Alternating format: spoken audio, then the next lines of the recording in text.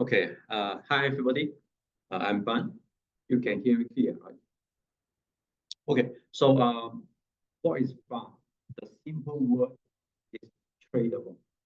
So actually, the meaning of the FAF FIFO pattern. FIFO means actually you can buy and sell. If you why I ask this, right? Should be all the stock to be buying, able to buy and sell. In actually, there are some stock, a portion of stock. We will consider them very unlikely. For example, if a person holding 5% or more on certain stock, he need to file every time he trades, so make sure everybody knows that he has traded stock, right? In this case, actually they sell them. In this case, we will say that they are not traded. And another example is that, for example, our company holding a lot of other subsidiaries, right? So in this case, also, if you hold a subsidiary, you won't sell the stock easily, right? So in this case, also we will treat it as non-tradable.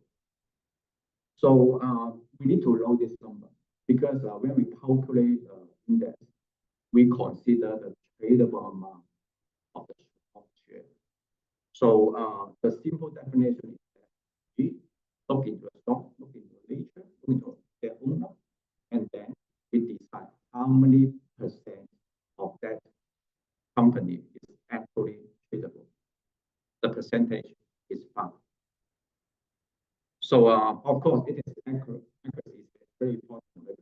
The foundation number for the calculation. So no matter the higher or lower, there will be a problem. Okay, next slide.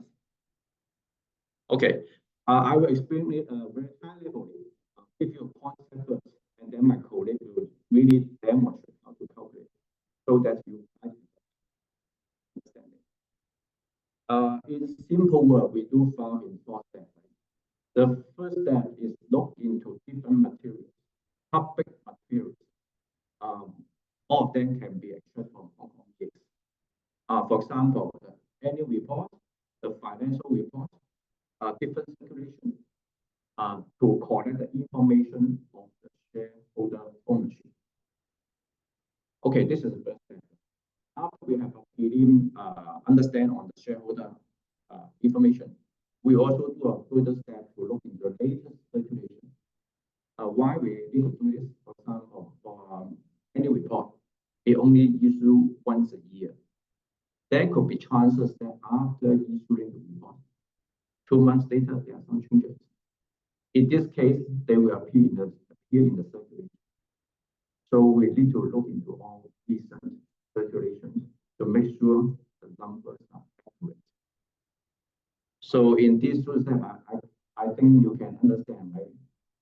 We need a capability to read different kind of document in different kind of format. Okay, step 3, right? And then we start to do some further analysis of the information. In simple word, first we try some do some grouping. What's the meaning of grouping? For example, if a husband and wife hold the same company, we will group them into a single unit because we believe actually they are decide together. Some company in Hong Kong, right, also have a family tree, a system of family holding different kind of stock, right? And we also need to understand the family structure and local grouping. Also, in this step, we are also will do some deduplication because when say annual report, they present a figure. Sometimes they can be very innovative, different way of presentation. And sometimes some presentation will duplicate something. So if you are human, probably if you have experience, you can usually spot this kind of duplication. Right? But for AI, I don't know. I have someone in this room will find out for this. So this is another challenge is in that understand of the information. Step 4 is actually the last step, right?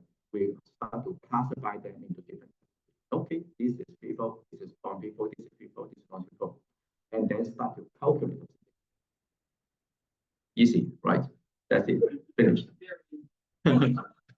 Okay, that's my part, right? I think I explain the high level concept, and my colleague will show you how hard it is. So sure.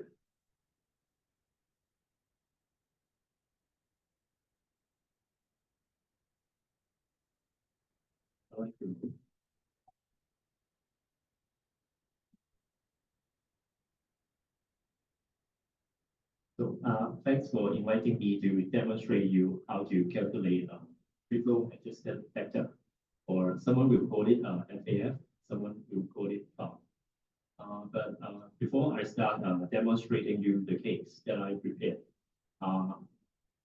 I recommend everyone to go through our index of operation guide.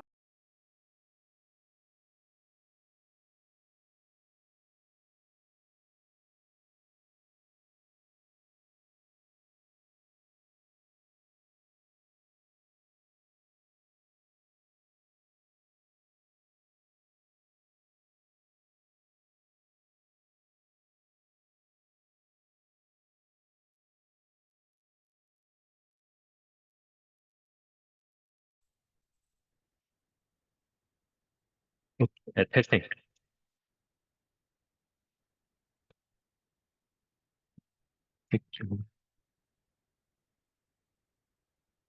This one? Testing.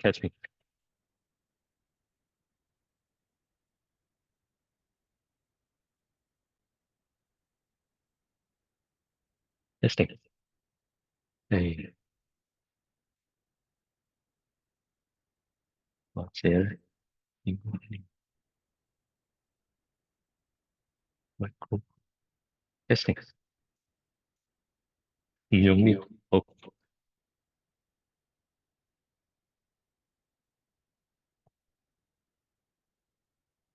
Okay. Testing. Okay. So actually I have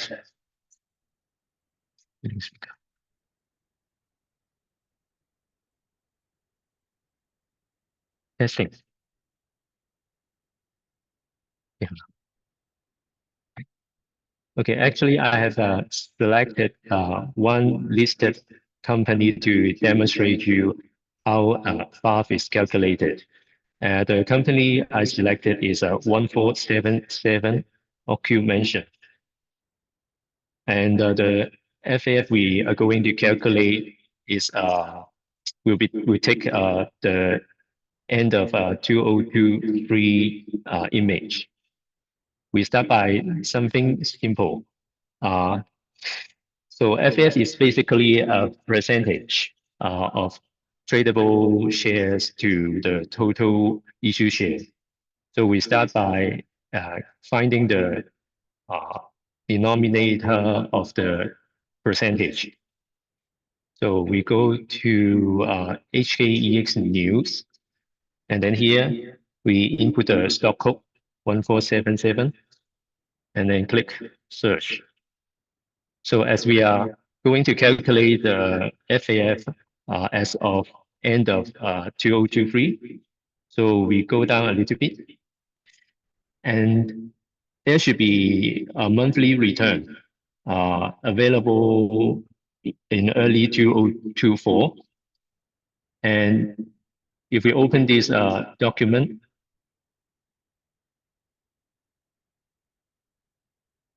you will find the number of shares easily here. So this will be the denominator of our percentage. And then when it comes to the numerator, we may need to spend a little bit more effort in calculating that, because we are going to read three documents in total. So the first one is the 2023 interim report, or we call it IR. The second document required is the 2022 annual report. We call it AR. The third document we are going to refer is the shareholding disclosure of interest, or SDI in short. So what we are going to find out in this interim report. This interim report will contain the shareholding structure as of 30th of June 2023. And in 2022 annual report, we are going to have the relationship between the shareholder and the board representative. And as we are going to refer to the shareholding structure as of June 30th, so there could be a lot of things happen between June and December. And that's why we need to refer to SDI for the transactions done between these 6 months. So as someone may ask, why don't we refer to the 2023 annual report?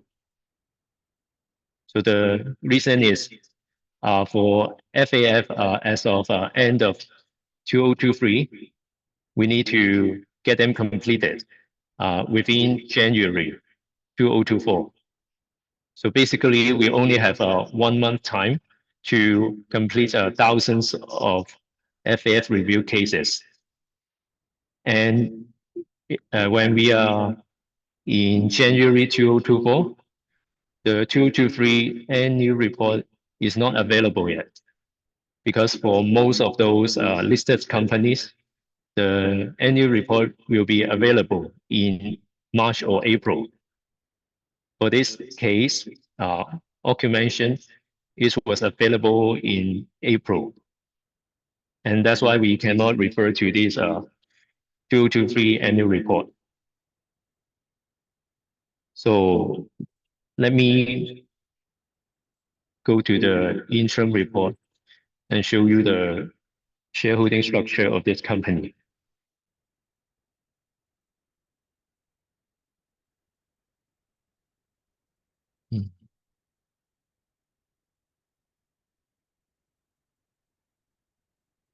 So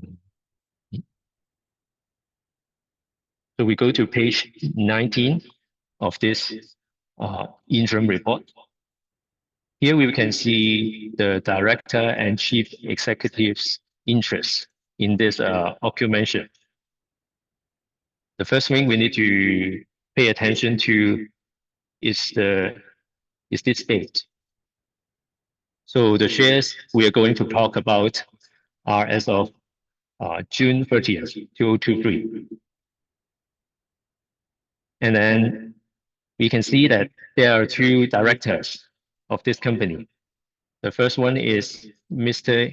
Ye Liu, and the percentage of shareholding is 11%. And you may notice that there is a footnote here.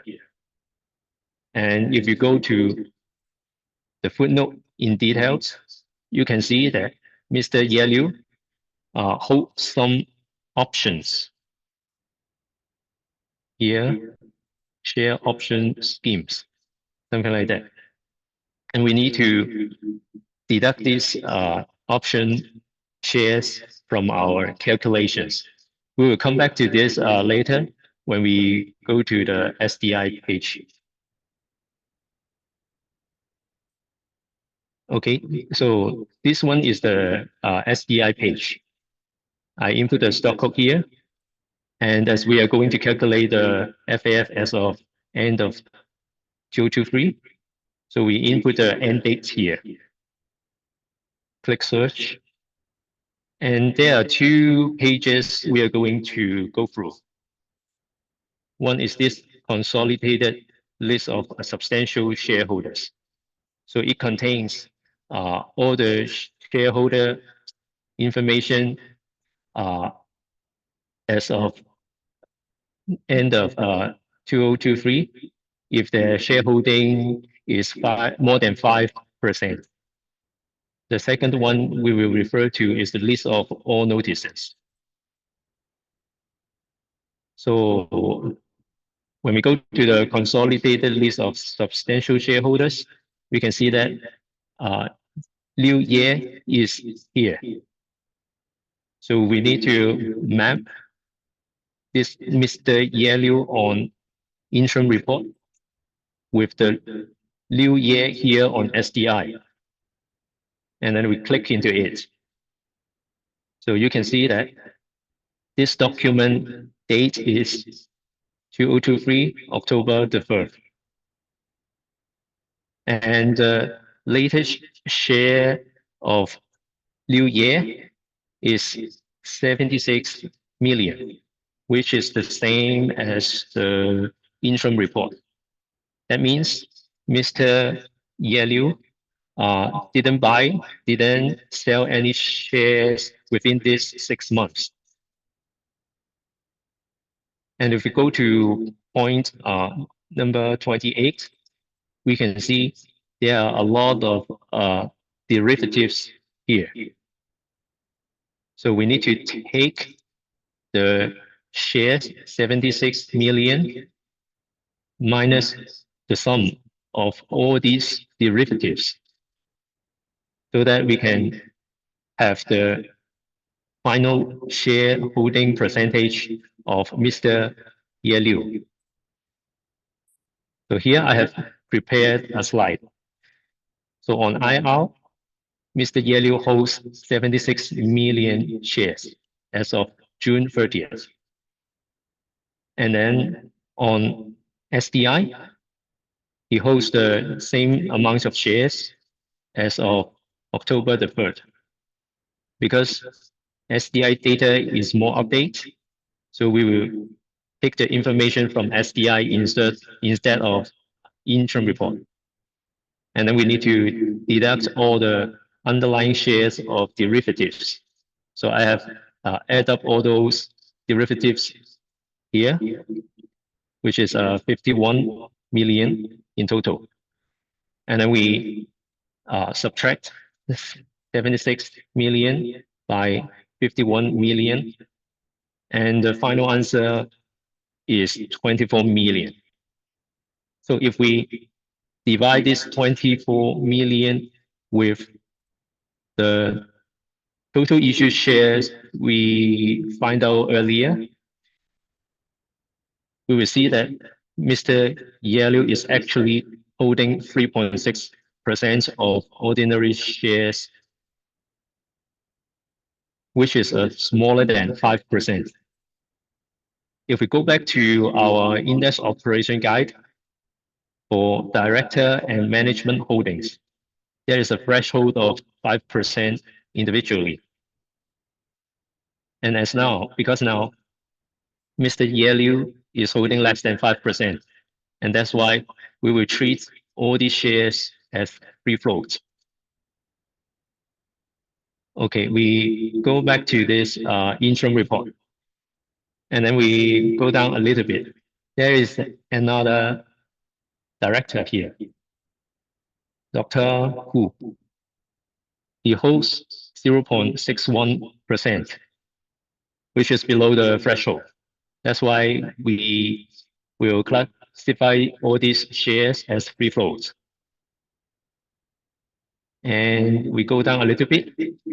There is another section called substantial shareholders' interest. So just by reading this shareholding structure, I can tell that there are 5 groups of shareholders here. The first group is 6 dimension. The second group is Suzhou and Ziqing Chen.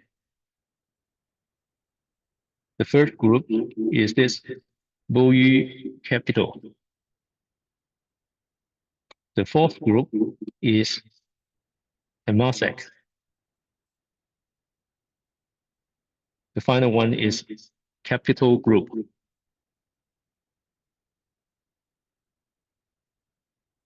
So why I can tell there are 5 groups here within just a glance is because the shareholders within the same group normally will have the same footnote. Yes. So you can see all these 3 6-dimension shareholders are having note 1. And then all these Suzhou and Ziqing Chen are having note 2. This one with note 3 and 4, note 5 and 6, and then note 7. That's why I can tell there are 5 groups of shareholders here. And then I will go into detail one by one. So the first one is 6 dimensions. We go to footnote 1. So if you read the footnote here in detail, you will be able to draw a diagram like this. So you can see that the 6 dimensions capital is holding 6 dimensions capital here, as well as the 6 dimensions affiliates here. And the shares of 6 dimensions capital here and 6 dimension affiliates here add up to this 6 dimension capital GP LLC here. So we can tell that the whole group, 6 dimensions, is actually holding 126 million in total. And then we go back to SDI to see if there are any transactions within the 6 months. So 6 dimensions capital is here. We need to map this entry with the group 1 here on the interim report. We click into this disclosure. We can see that the date of relevant event is 2021, which is a little bit outdated when compared to the interim report that we refer to. And that's why we will take the shareholding from interim report.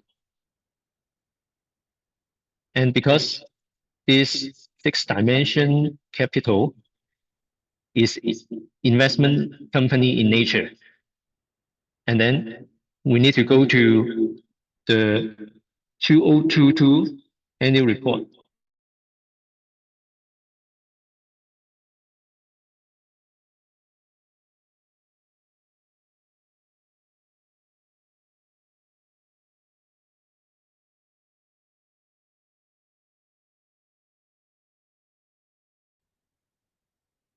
Testing.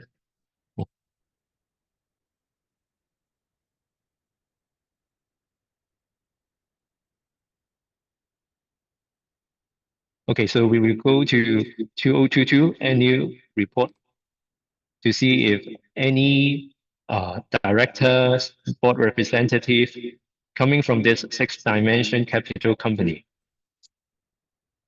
So we do a search here, and then we find out that Dr. Chen is the non-executive director of Ocumension, and he is also the founding managing partner and CEO of 6 Dimensions Capital.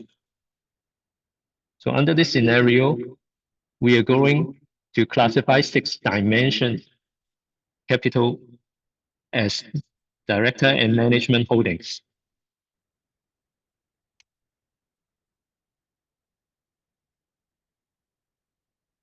And all these 126,000 million shares will be treated as non-free float.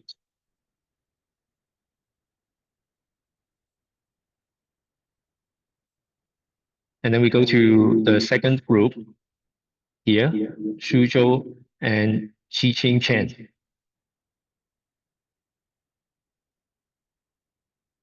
if we go through all the footnotes here, you will be able to draw a organization chart like this. So Ziqing Chen holds all these Suzhou entities, and the shares is 126 million shares. And here in the footnote, it also mentioned that Ziqing Chen is a father-in-law of Dr. Chen. And Dr. Chen is the chairman and non-executive director of Ocumension. So for this case, we are going to classify the whole group as directors and management holdings. So just like the previous handling, we are going to SDI to see if Suzhou or Chen Ziqing has any transaction in the 6 months. So here we can see that the date of relevant event is in 2021, which is outdated when compared to the interim report that we use. And that's why we will take the shareholding information from interim report and classify the whole group of shares as non-free float.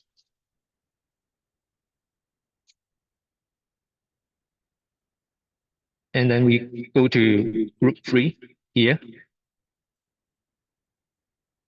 which is the Boyu Capital here. So after reading the footnote 3 and 4, we should be able to draw an organization chart like this. So this Boyu Capital Group Holding Limited is the ultimate owner of all these shares. And then we go to SDI, Boyu Capital here. We click into it. We can see that the date of relevant event is 2023 December. So this one is more updated when compared to the interim report. And that's why we will take the shares from this SDI disclosure. So we can see that the Boyu Capital Group now holds 82 million instead of the 81 million shares as shown on the interim report. And that's why we will update the shareholding from 81 million to 82. And if we go into a little detail, we can see that the increase in shareholding is coming from Boyu Capital opportunity. They buy 1 million more shares from the market within those 6 months. And because this Boyu Capital is investment in nature, so again, we need to go to the 2022 annual report and do a search.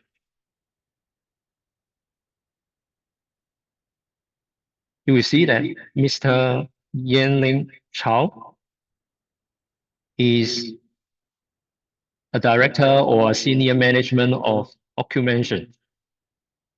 And he is one of the founding members of Boyu Capital. And since March 2011, he is serving as a partner. So for this case, we will classify the whole group of shares as non-free float because he sends an employee to Ocumension and become the director and management holdings.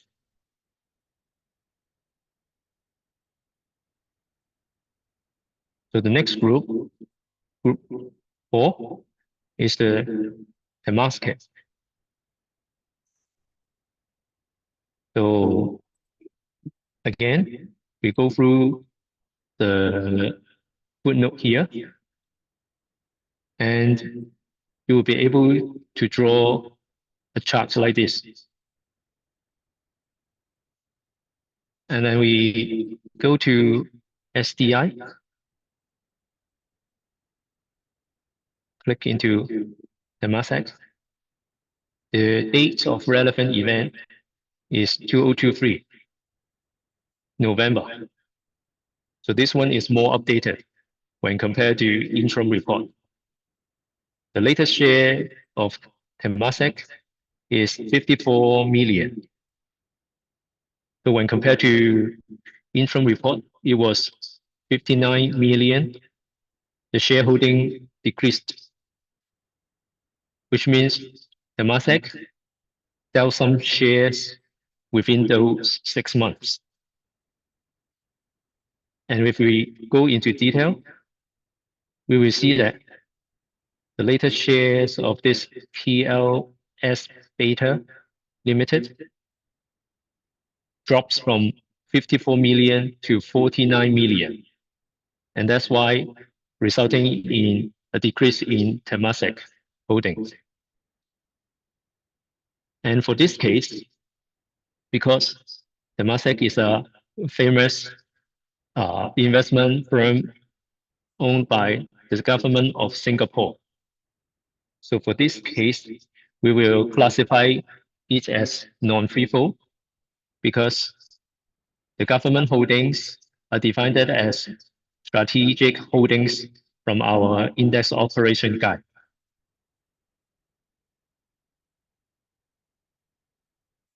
And finally, there is one more group here on the interim report, which is the capital research group. So again, we go through the footnote here, and we will be able to draw something like this. This will be a simple organization. So the capital group companies host capital research. And then we go to SDI. You will see that we can't find capital group here. So there maybe this may be due to 2 reasons. One is the capital group sold a lot of its shares until the percentage drops below 5%. And that's why we cannot find it on this consolidated list of substantial shareholders, which only shows the information of shareholder with 5% or more holdings.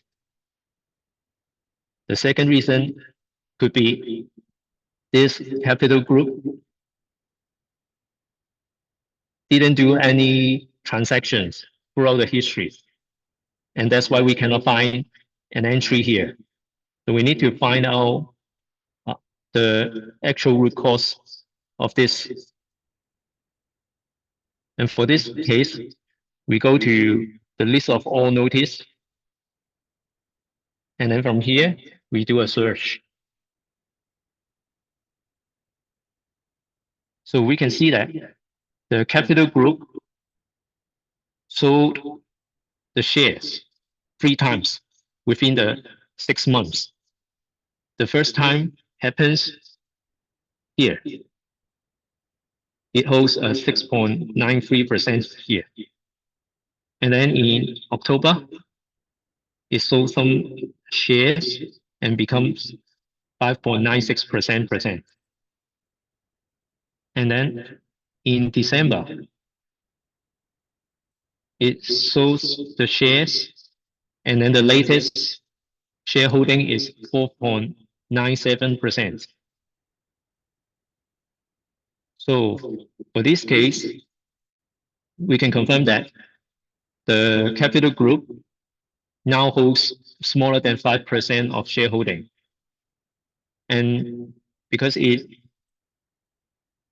does not meet the 5% threshold as stated on our index operation guide, and that's why it will be defined as free float. So we have gone through all the shareholder groups as stated on the interim report. And then we comes to the final calculation of our free float adjusted factor. So to sum up, the total issued share was 690 million shares.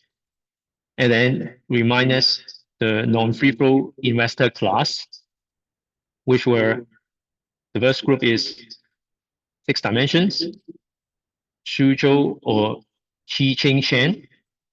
The third group is Boyu Capital.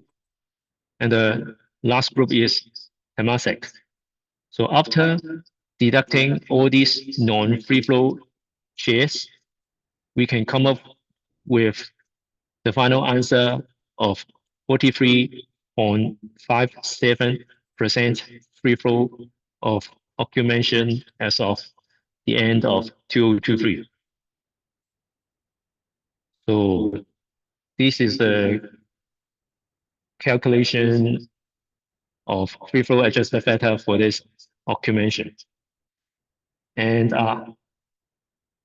for the index operation guide, I have also put the link here for reference only. So that's the end of my demonstration. Thank you.